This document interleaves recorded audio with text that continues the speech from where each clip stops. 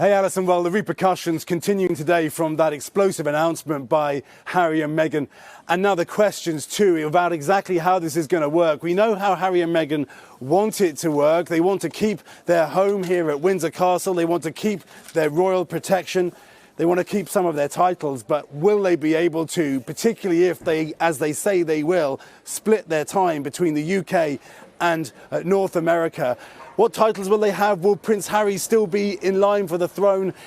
All of those things are yet to be resolved, and it does look as if Harry and Meghan were pushed towards this announcement after a leak in the Sun newspaper, and that goes to one of the bitter recriminations that insiders tell me have been concerning Harry and Meghan over the months and years gone. They feel that they have been briefed against by royal courtiers in other palaces. They are also, of course, very unhappy with the way that they say that they have been treated by the British tabloid media, and they are saying that they want a different relationship with the press. In particular, they want to deal with grassroots journalists and bloggers. They also want to, frankly, deal with only the journalists that they are happy with. These things are not the way the royals have acted in the past, and so it is a big change, and I think that's why you've seen Buckingham Palace react so tersely and say there's a lot to be figured out here.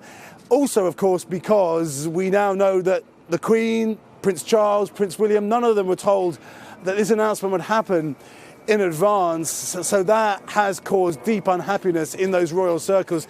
Look, for some time, there has been a division in the family between Harry and Meghan and other members of the royal family. Sadly, there has been a real split between Harry and his brother William. But now it's out in the open. And now every stage of this is going to have to be fought in the open. And that is going to be bitter, and it's going to be difficult, and it's potentially going to be really painful.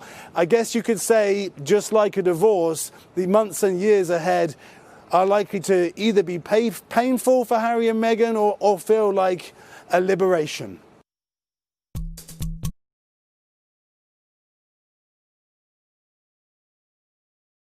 Hey, NBC News viewers, thanks for checking out our YouTube channel. Subscribe by clicking on that button down here, and click on any of the videos over here to watch the latest interviews, show highlights, and digital exclusives. Thanks for watching.